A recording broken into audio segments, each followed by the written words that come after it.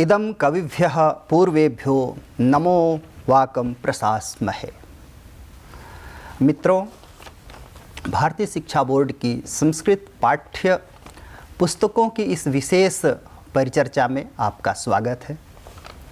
आज हम इस परिचर्चा का प्रथम सत्र आरंभ कर रहे हैं।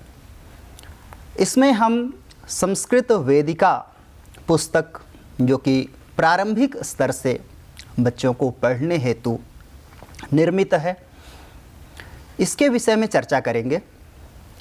इस पुस्तकों की विशेषताएं, इनमें क्या कुछ बच्चों के लिए अवसर दिए गए हैं और किन मानबिंदुओं के तहत ये पुस्तकें निर्मित हैं। इस परिचर्चा को आगे बढ़ाने के लिए हमारे साथ आज उपस्थित हैं श्रीमान आचार्य शशिपाल शर्मा जी। आप बालमित्र संज्ञा से संबोधित किए जाते हैं। आपने अनेक किताबों का लेखन किया है। लगभग 18 वर्ष तक विद्यालयों में अध्यापन किया है और 30 वर्ष से अधिक तक आपने प्रसार भारती में समाचार का संपादन एवं वाचन किया है। बहुत लंबा अनुभव है और संस्कृत के परम विद्वान आचार्य हैं। आपने पुस्तकों के संपादन के साथ साथ जो समाज में संस्कृत पुस्तकें प्रचलित हैं, उन पुस्तकों का लेखन भी किया है। जयदेव का पुस्तक का गीतानुवाद किया है। आपकी पुस्तकें NBT से भी प्रकाशित हैं। तो इतने सारे लंबे अनुभव के साथ आपने भारतीय शिक्षा बोर्ड की संस्कृत वेदिका पुस्तक को भी देखा है, समालोचनात्मक तरीके से देखा है। हमारे विशेष आग्रह पर आज हमसे बातचीत के लिए यहाँ उपस्थित हुए हैं। तो हम सर से निवेदन करेंगे कि सर ने इन पुस्तकों को जिस दृष्टि से देखा, खास करके प्रारंभिक स्तर, हमारे आचार्यों का ये प्रयास है कि आरंभ से ही बच्चे को संस्कृत की शिक्षा दी जाए, जिससे वो यथार्थ विवेक बुद्धि से युक्त हो, सद असद का विवेचन कर सके, समझ सके, वो समाज में फैली हुई भ्रांतियों के जाल में न फंसे, उससे मुक्त रह सके। तो प्रारंभिक जो पुस्तकें हैं, स्वाभाविक है बाल्यावस्था में बच्चों के लिए प्रेरणाप्रद होना चाहिए, उनके लिए आकर्षक होना चाहिए, जैसे अपेक्षा इन पुस्तकों से की जाती है। तो मैं आचार्य जी से अनुरोध करूंगा कि आपने इन पुस्तकों को देखा, आपकी क्या दृष्टि है, आपका क्या मंतव्य है, किस रूप में आपने इन पुस्तकों को देखा? वेद जी, आपका बहुत बहुत धन्यवाद। आपने मुझे इन पुस्तकों से जुड़ने का अवसर दिया। मैंने अपना उपनाम बालमित्र चुना था, लेकिन मुझे ये पुस्तकें भी बालमित्र ही लग रही हैं। पुस्तक में यह विशेषता होनी चाहिए कि वह अध्येता के लिए मित्रवत व्यवहार करे, उसके पथ में बाधाएं न उत्पन्न करे। आज मैं इसकी पहली पुस्तक, इस श्रृंखला की पहली पुस्तक के बारे में आपसे कहना चाहूँगा। इसे देखकर जो मुझे लगा, उसे मैंने एक श्लोक में निबद्ध किया है। देववाणी सुधाम पातुम संस्कार रसपूरिताम बालानां सुखबोधाय धन्या संस्कृत वेदिका, धन्या संस्कृत वेदिका। और एक अन्य श्लोक में मैंने कहा है कि बालेषु बलमाने तुम, बालेषु बलमाने तुम संस्कृतेः सारमिश्रितं संस्कृतस्य पदैरेव शक्यं नान्यथा क्वचित्।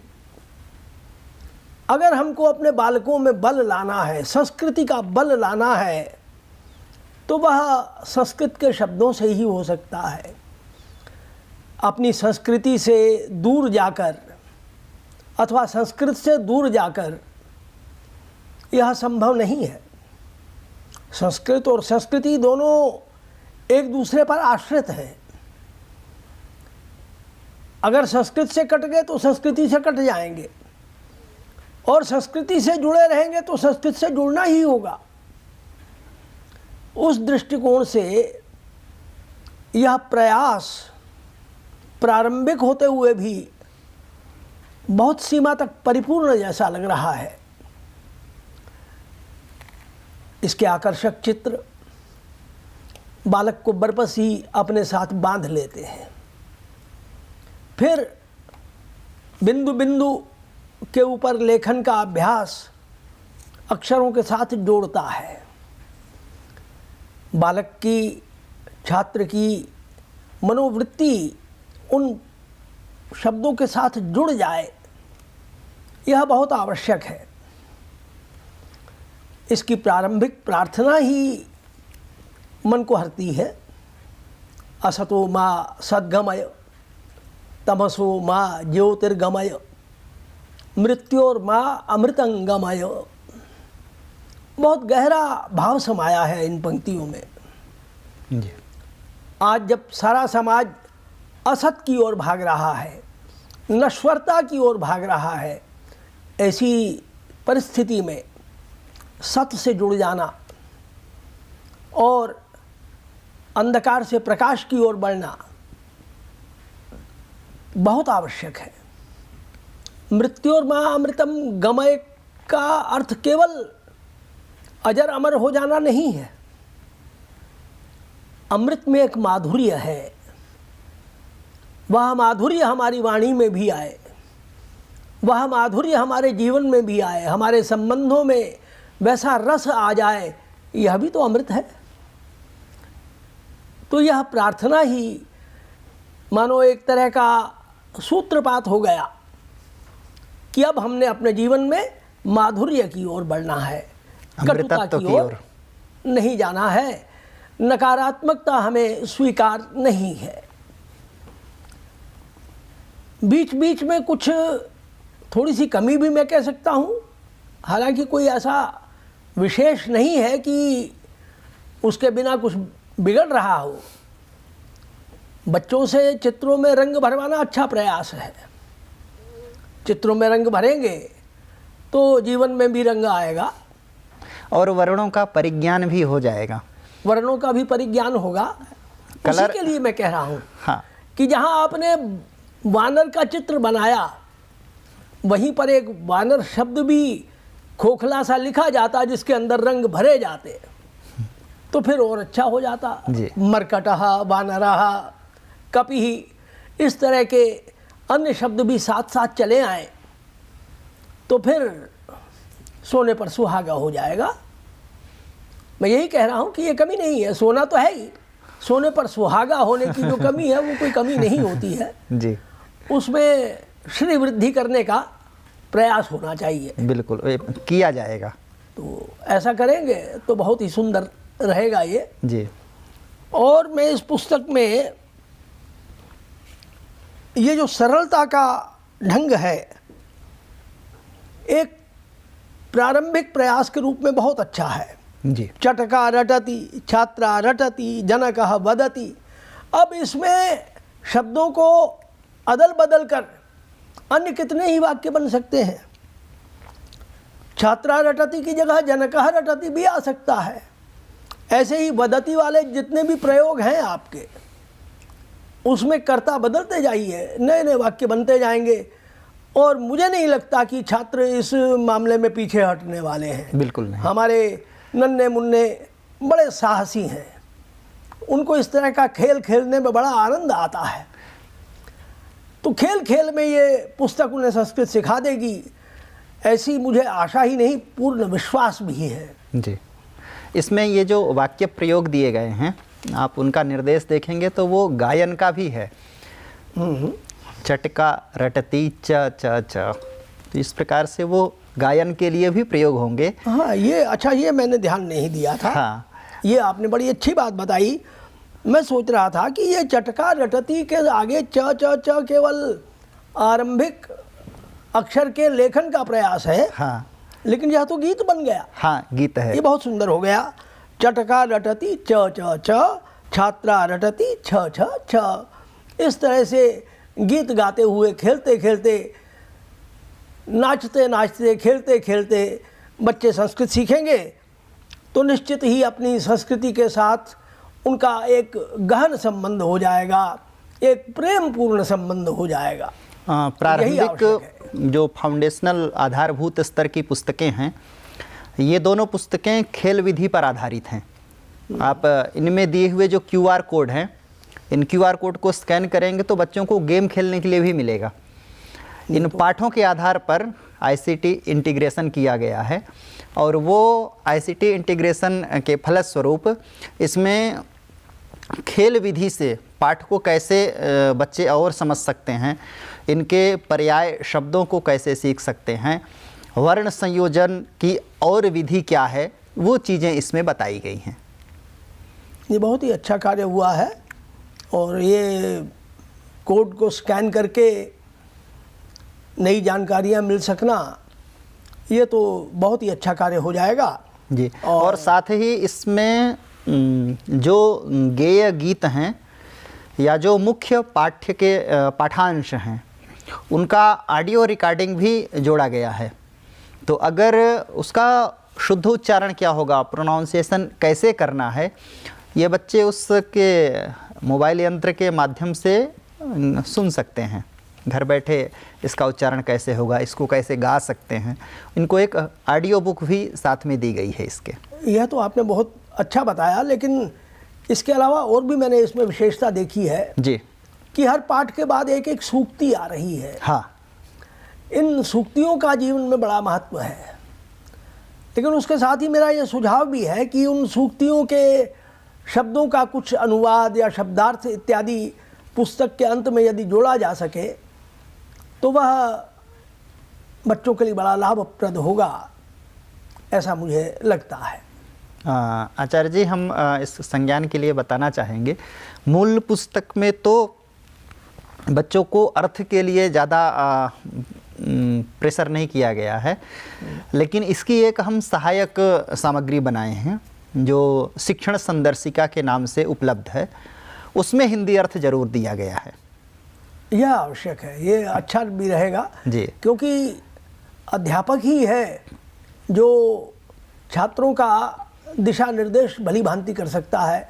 यदि अध्यापक के पास सामग्री उपलब्ध है और छात्रों का स्नेह उसे मिल रहा है और उसका स्नेह छात्रों को मिल रहा है, तो ये कोई समस्या नहीं है, अपितु संबंध जोड़ने का एक नया मार्ग हो जाएगा।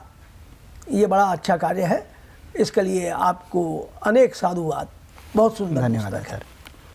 अच्छा, अब एक प्रश्न मेरा आपसे है, इसमें कोई संदेह नहीं कि पुस्तक बहुत सुंदर बन पड़ी है, लेकिन इसकी सरसता और सुंदरता के पीछे बनाने से पहले कुछ उद्देश्य आपने निर्धारित किए होंगे। किन उद्देश्यों को लेकर आप चले थे और क्या लक्ष्य आपका था, ये थोड़ा सा आप भी स्पष्ट कीजिए। हाँ बिल्कुल सर, ये केवल एक आपके लिए तो केवल हमारे अनुस्मारक है, आप इन सारी चीज़ों से परिचित हैं, फिर भी मैं बताना चाहूँगा कि इन पुस्तकों को निर्माण करते समय नई शिक्षा नीति आ चुकी थी। नई शिक्षा नीति में भाषा के लिए, खास करके तृतीय भाषा के रूप में संस्कृत को हम देखते हैं। अपने पूरे देश में तृतीय भाषा के रूप में संस्कृत पढ़ाई जा रही है। कहीं कहीं पर द्वितीय भाषा भी, जैसे उत्तराखंड में द्वितीय भाषा के रूप में भी संस्कृत का अध्यापन किया जाता है। हिंदी भाषी क्षेत्रों में उसकी मातृभाषा के साथ साथ वहाँ भी संस्कृत का तृतीय भाषा के रूप में अध्यापन होता है। तो उस रूप में हम देखें या दक्षिण भारत में देखें तो वहाँ भी उनकी मातृभाषा होगी, अंग्रेजी होगी, और संस्कृत या हिंदी को तृतीय भाषा के रूप में वो प्रयोग कर सकते हैं। तो उनका प्रारंभिक लेवल लिखने से शुरू होता है, लिपि परिचय हम कहें तो हमारी कक्षा 1 की पुस्तक जब देखेंगे तो उसका आरंभ भी वहीं से होता है। 2 चीज़ों का हमने इसमें खास ध्यान रखा है कि अधिक से अधिक उनको रैम वाली चीज़ें दी जाएं, क्योंकि बच्चे रैम पर ज़्यादा आकृष्ट होते हैं और वो अभ्यास में आ जाता है। उदाहरण के लिए जैसे अंग्रेजी को लोग प्रयोग नहीं करते, सिर्फ पढ़ते हैं। स्कूल में जब पढ़ते हैं तब तक उनके व्यवहार में रहती है, पुस्तक में रहती है, प्रयोग में कम होती है। कुछ जगहों पे वो लिखे एडवर्टाइजमेंट देख लेते हैं, लेकिन सतत प्रयोग नहीं होता, उनकी मातृभाषा का प्रयोग होता है बच्चों का। ऐसे ही संस्कृत की स्थिति होती है। वो स्कूल में पढ़ लेते हैं, कहीं सूक्ति लिखी हुई देखते हैं तो वो पढ़ लेते हैं, लेकिन सतत उनके प्रयोग में संस्कृत नहीं होती है। तो इसके लिए आवश्यक है कि कुछ ऐसी चीज़ें दी जाएं जिन्हें वो सतत प्रयोग कर सकें, और वो सबसे अच्छा होता है गीत। गेय चीज़ जो होती है वो हम चलते फिरते गुनगुनाते रहते हैं। तो प्रारंभिक पुस्तकों में हमने ऐसे गीत दिए हैं बच्चों के लिए जिसे वो गुनगुना सकें, और उस गुनगुनाने के क्रम में ही बहुत सारे क्रियापद, बहुत सारे संज्ञा पदों का उन्हें अभ्यास हो जाएगा, उनका शब्दकोश बढ़ेगा।